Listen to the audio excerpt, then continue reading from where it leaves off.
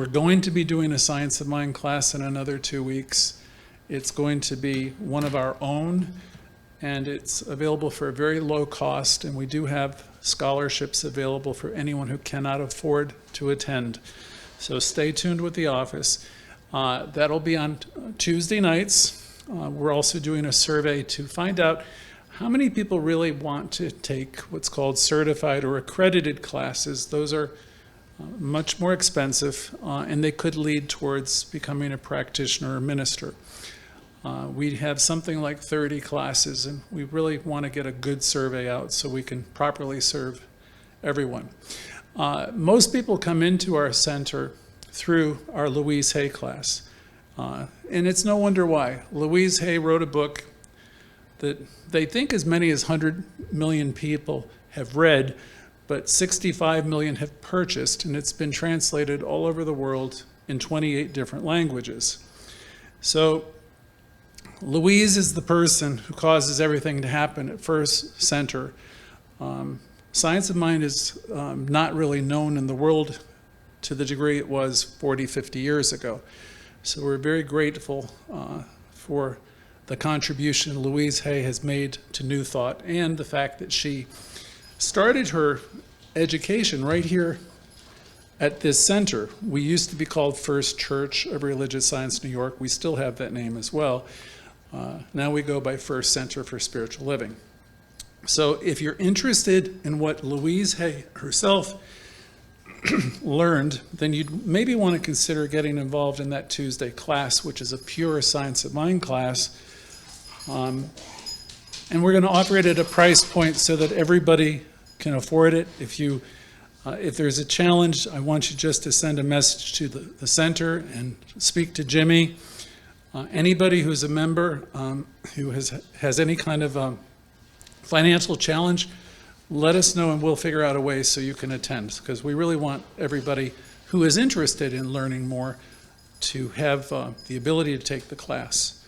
So this class tonight is based upon this book. You've all seen it. If you're new, I'm showing it to you for the first time. This book I found, I'm trying to remember the year. I found it 2 years after it came out, a year and a half after it came out. And this is the book that circled the globe, and it's going to go down as one of the most read books of this century. You Can Heal Your Life. So it was written by her. Most of you know who she is. I'd recommend it for everyone and anyone. Some of you also listen to Louise on your CDs and also on your streaming devices. She's got a collection of audios that are quite amazing. So you can find her on your Android devices, and you can also find her on YouTube, on iTunes. The one that I used to give to really hundreds of my clients over the years was called What I Believe in Deep Relaxation, though there are others. She did work with people who had cancer. She did a lot of work with people who had AIDS. She did seminars on prosperity. She did, and she's got a slew of affirmations that are very, very helpful. Louise herself was a very important member of our community in New York City. I remember Rev Adkisson always talking about every time she came into the building, it was like a star has arrived, and she would come and inspect the place, and she would be telling him whether the bathrooms were clean enough and every other thing. But she was always a great friend to this center, having had her start with us. She wrote her little blue book when she was practicing the teaching here. Her little blue book was a compilation of her treatment activity, which she documented like a practitioner here now. It could be Reverend Judith, myself, or any one of us. We could do it a treatment for someone, and we might have a hunch when we're sitting with somebody what the underlying problem would be. And so we do that work, and then we'll do an affirmative prayer for someone. Louise was a little bit ahead of her time because she would always have a journal. It's not that she kept anyone's name in particular, but she would record her meetings, and she would record what she thought were the probable causes with that particular individual. And then she would have an affirmation, probably something that she left with them. So this little notebook of hers became the beginning of the little blue book. And not too much later, she wrote the international best-selling book, You Can Heal Your Life. Louise was always introducing to her clients, the people she met with, and later her seminars. She became a phenomena. She was always introducing healing techniques, affirmative prayers that were a part of what she called her positive philosophy. Louise became a practitioner here at First Church. We carry on her healing work and the work of the people who came before her. At our center, we were started by Dr. Raymond Charles Barker, followed by Dr. Grayson, and then Rev Wade and myself. In my case, I started with her material just as the AIDS pandemic had hit, and all my friends were dealing with it, and I went into a class, and the rest is history. I've been facilitating one of her classes, which are always a combination of Ernest Holmes and Louise Hay. So we've reached out to, this year, almost 5,000 people who contacted us, and we have hundreds of people watching us on social media, and usually 40, 50 people midweek, and another 40 or so, sometimes more, on Sundays. But the thing that we're realizing, we're in a new world. People are watching us on all the platforms. And I was speaking with our technical staff today, and we're going to open it up to another couple platforms. Louise taught us that you can have what she called healing, or what we might today say improvement, in any area of your life. Okay? Because we teach the law of mind here, which we'll explain more and more. As we engage in these classes, you'll develop an understanding of what's possible, and you can create greater wellness in your body. It's possible to bring about physical healings of all kinds here as you do the work.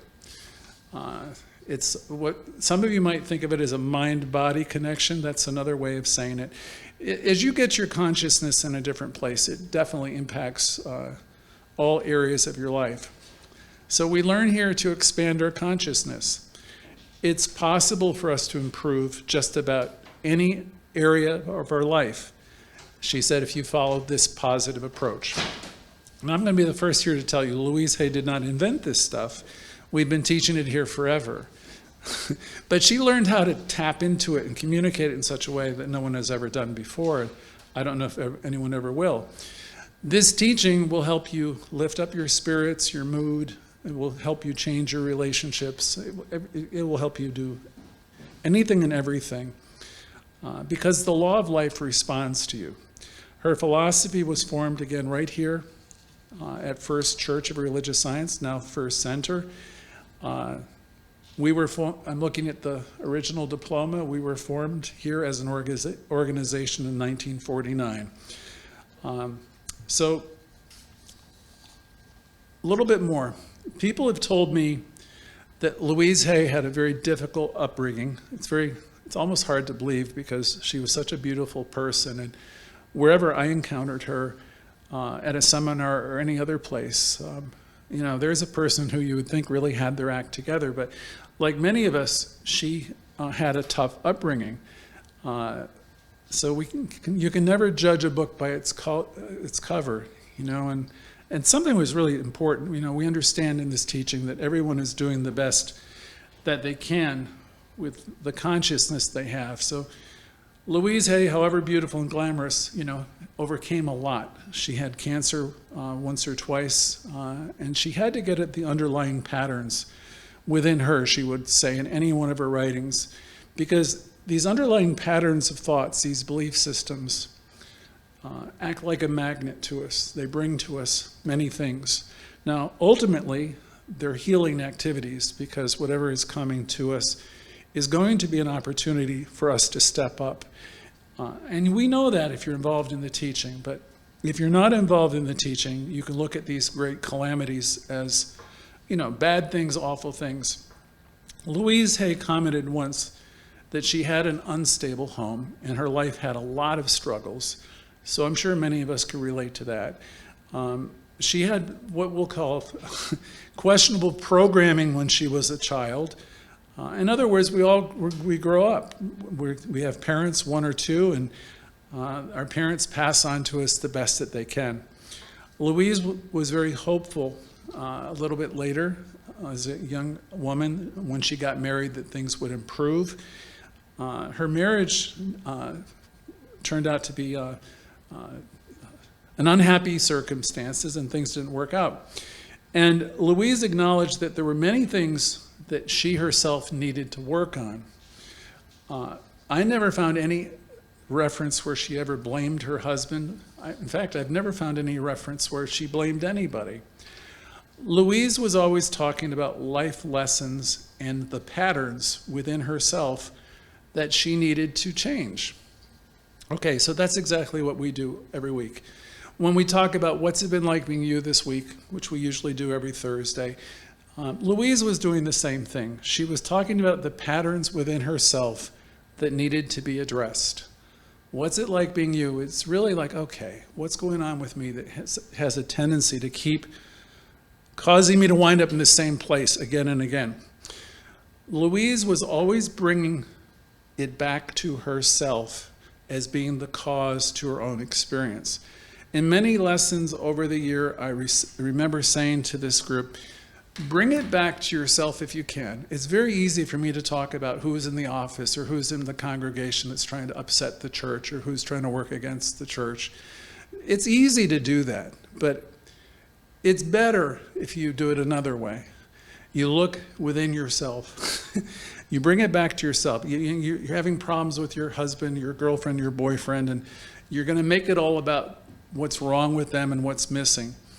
It's better if you can bring it back to wonder, to start to think, what pattern is operating within me to bring me this situation? Because we surely know the other people in our life are doing the best they can, even if they got it all wrong, which in many cases I find is the case. They're still operating or they're reacting to something. It really doesn't have anything to do with you. So there's no point in engaging with people that are doing attacks or whatever they're doing. And it's better for us to understand that they're doing the best they can with their understanding wherever they are. And so we don't get caught up in it. Louise was never blaming anyone outside of herself because she understood the law of mind. Her marriage wasn't successful, okay. It turned out to be a bad marriage, and she had some personal struggles. Of course, to look at her, again, no one would know it. With the study of religious science, Louise Hay found her answers and an approach that would solve any challenges life might have. She found herself coming into our center, then called a church, on 48th Street. And I think the year from all reports was 1970. Louise Hay came for classes, and she learned about consciousness, which is what we teach every week.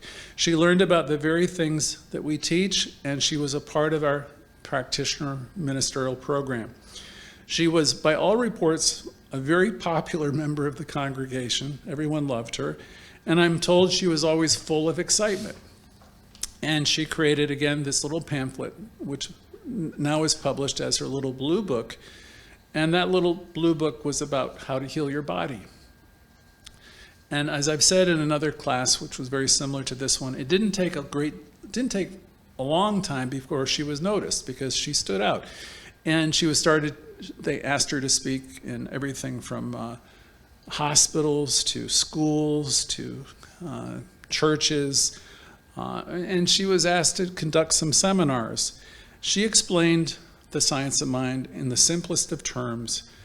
She talked about the power of our thinking.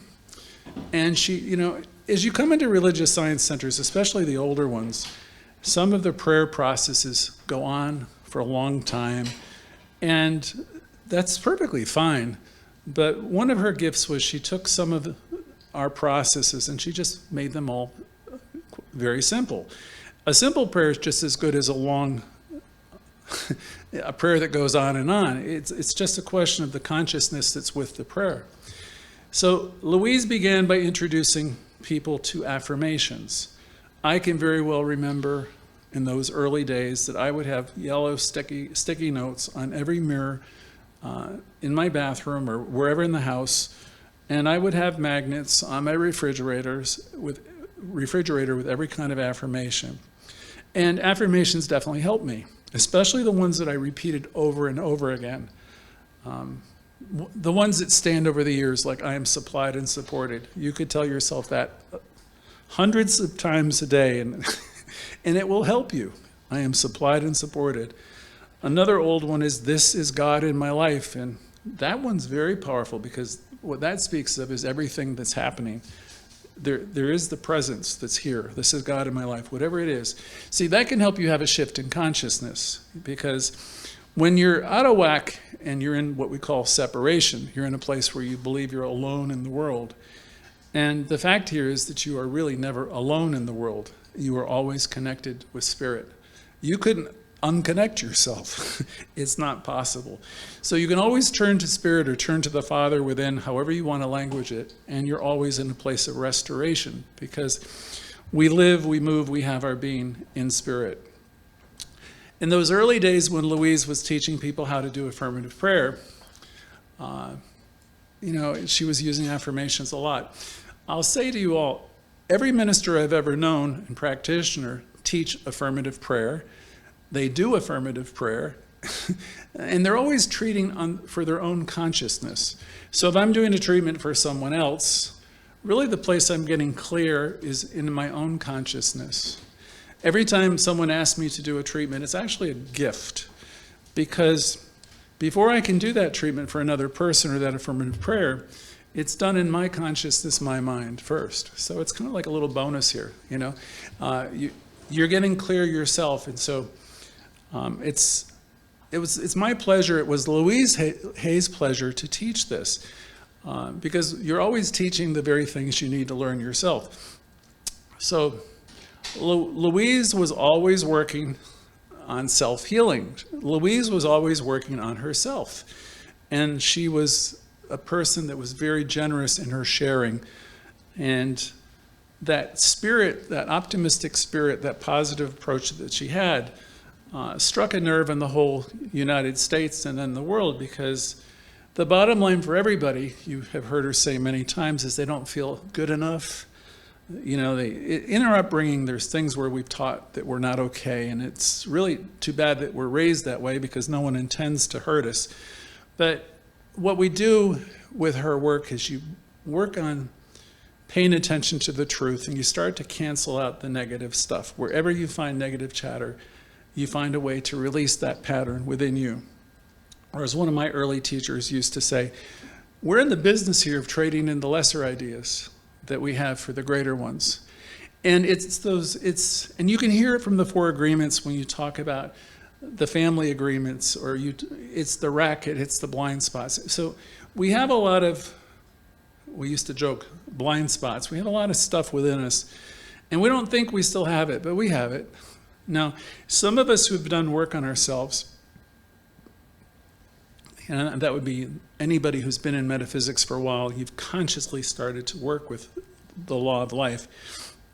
You become truth students, and you know what's true, and you know that you're whole and complete, and you know you're one with the one, and you begin to have a certain amount of knowledge. Then we begin to release all these patterns, and we do it, it gets easier and easier. So Louise was trying to make this simple, and she said it's all very simple. So we start working with the idea of self-healing. One of her points from her book is this statement. Again, all healing is self-healing. We don't try to heal other people. We don't go out there and do that. We work on ourselves. When we really love ourselves, she said, everything in our life begins to take a different form. You don't have the need to complain about other people. You don't have a need to squabble about other people, because you really know that other people are really like yourself. They're evolving beings. So you're holding everyone harmless. You're realizing that everyone is doing the best they can. And the thing that happens once you have that kind of spiritual understanding is you have compassion for other people wherever they are, and you're also developing self-compassion. All healing is self-healing. Never, never, never criticize yourself, she said. She knew that she needed to continually be working on herself. And that's something that any minister I've ever met, or any practitioner, or anyone that's even attempted to call themselves a minister, knows that the real work that people are always doing is in their own consciousness. When we say we do our work in mind, we're not talking about anybody else's mind. We're talking about ourselves. I've heard said to me 40 years ago, the universe's will for you is to be happy, joyous, and free. So we come into this teaching and we're here to let go of the things that cause us worry and fear. And we really want to let go of the blame game, because most often when we're talking about what anyone else is doing wrong, we're somehow, we're missing the parts of ourselves. We're missing the mark ourselves. What we have here is we develop compassion, and we have a great respect for people where they are. No one's perfectly expressing the fullness of God, and not I, not anybody you know, but we're all working toward that goal. Louise was very excited about the teaching, and she was way ahead of her time because she started chronicling all her work. She didn't keep your names or the personal details, but she would notice certain patterns that were going on as she listened to people, and she'd write it down into her journal. The impressions that she got from the meeting and what she thought might be the probable cause. Unfortunately, years later, people are thinking whatever these impressions are like medical diagnoses, and she never meant it to be that. It was just one person, one lady's impression when she was one-to-one with her client. And the affirmations that she used at the time are still used by everyone everywhere. If I were sitting down with any of you myself doing treatment, I would listen, and I'm a pretty good listener. I would intuitively start to pick up whether, things that weren't making sense, and I would ask some more questions, and I would have a subjective impression, and I might jot that down. And this is what Louise actually did when she met with people in those early years.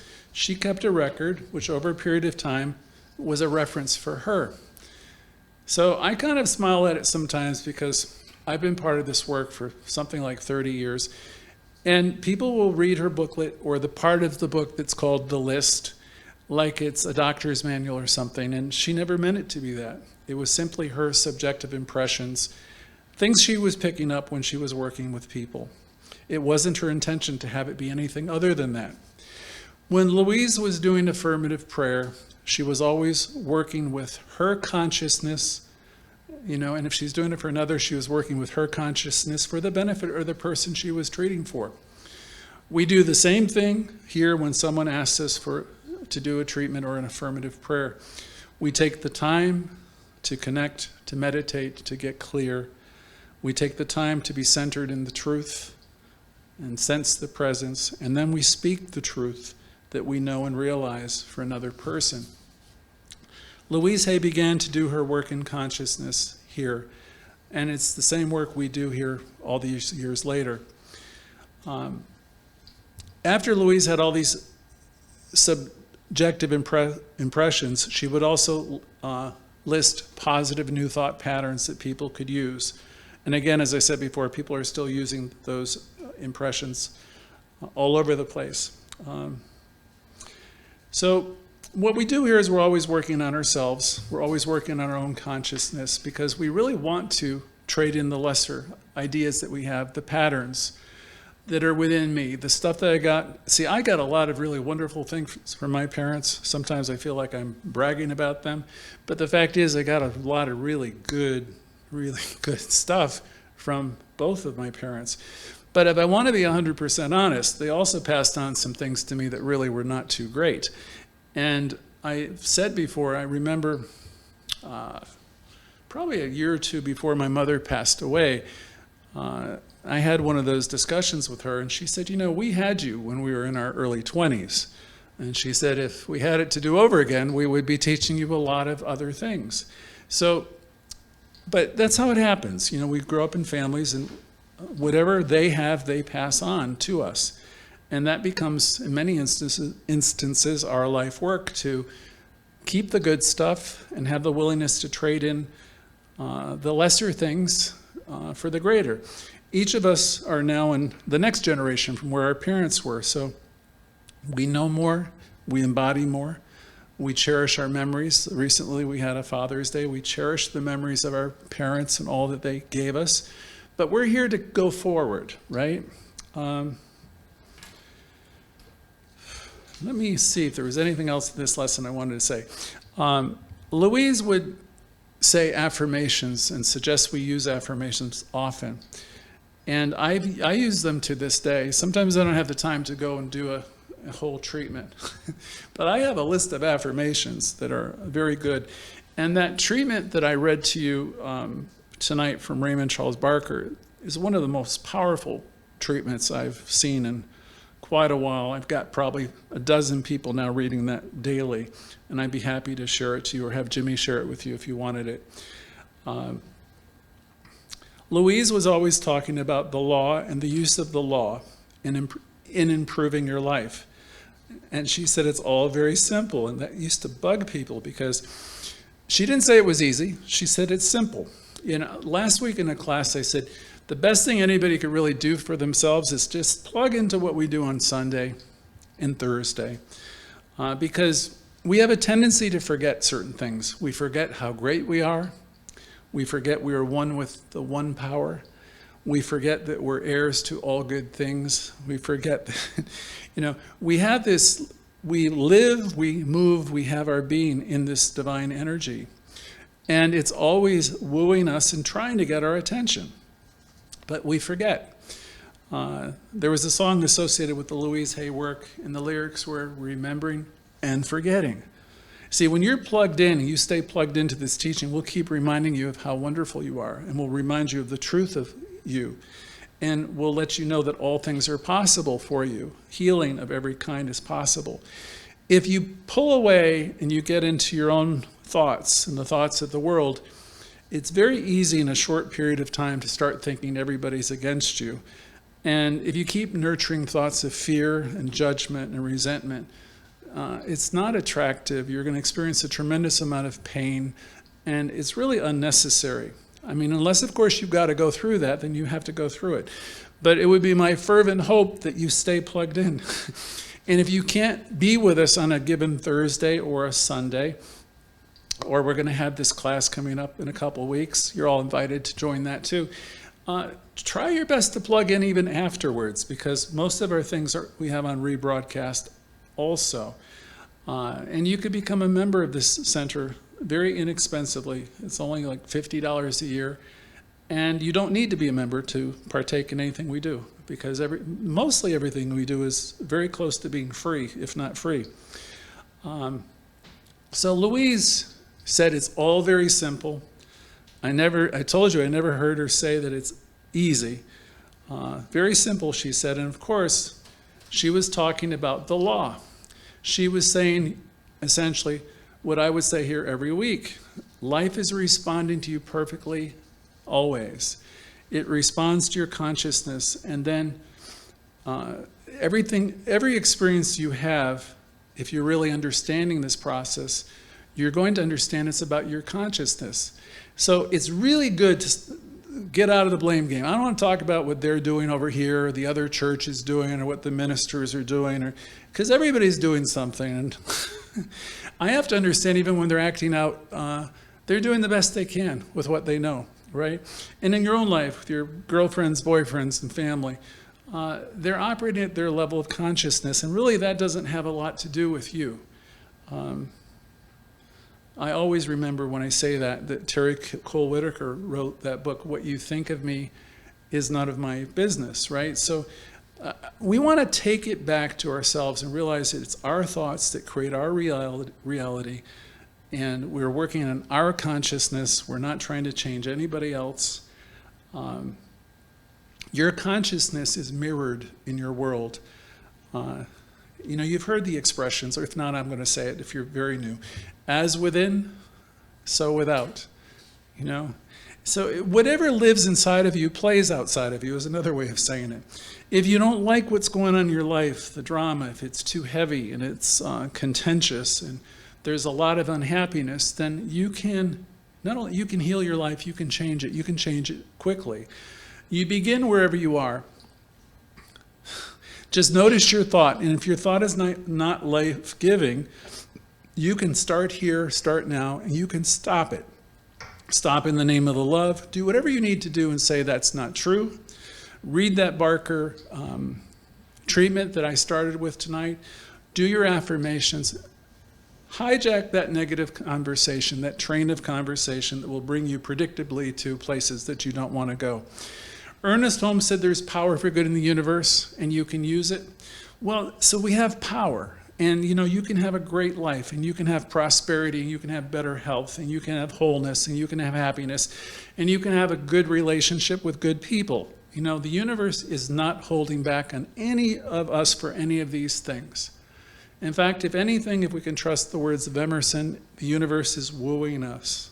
We have an internal guidance system, and there's something within you that's always wanting to express more life and more happiness and more freedom. So resist the temptation to do the counsel of the wicked. Resist the temptation to go into what's wrong and what's missing. And you have the ability to think your own thoughts and create your own life. You have that kind of power. There's power for good in the universe and in you, and you can use it. And Ernest Holmes would say we're using it either constructively every day or we're using it destructively. And the choice will always be yours. I know that there's a voice within me that always is irritating me if I'm not listening to it. So you can listen to the power within and let it be, and allow that guidance to come into your life. And it will always be there, especially as you start to live more consciously. As you develop this healing approach and you do a little bit of meditation, a little bit of prayer, there will be that which is within you that will guide you. I promise you. And naturally, you'll begin choosing the greater experience and the greater thoughts, and you'll be developing compassion for yourself, first of all. And naturally, as you learn to love yourself, you'll be extending that compassion to other people. It's all very simple when you're working with these universal laws. And we know that love is the center of all of it. Raymond Charles Barker, who was the founder, said he didn't create these laws. People were talking about these things back to the days of Socrates. It goes way back. It's nothing new. There's nothing new about new thought. Everything that exists in this source, this energy, some of us call love. So life is responding to you according to law. So people began asking Louise to speak all over the country, and she was the thing for a long, long, long time, and she traveled the world telling people it's not about me, Louise Hay, and it's not about these churches. It's always going to be about you and your consciousness, and you can heal your life. Louise chose to deal with her own illnesses, her cancer, twice in unconditional or non-traditional ways.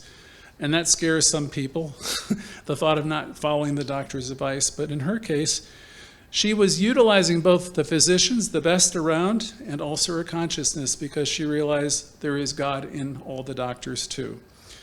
So this is a center, religious science would suggest you use your physicians also and make it a partnership. She was primarily relying on the use of spiritual mind treatment and affirmative prayer. And she knew that the real power always was in consciousness, in mind, and in her own mind. I remember so well her saying, you can keep having surgeries and keep having things removed, but unless you get to the pattern underneath, unless you get to the thought within, you're going to keep on having to have surgeries. So Louise turned out to be very successful in healing her body and practicing what she was teaching and extending to the world. I think that's enough. I could go on for another 10 minutes, but I'm always interested in hearing how things are going with you, what it's like being you, if you're monitoring your own thoughts, if you're taking good care of your consciousness, if you're doing affirmative prayer, meditation, or whatever you're doing to be good to you.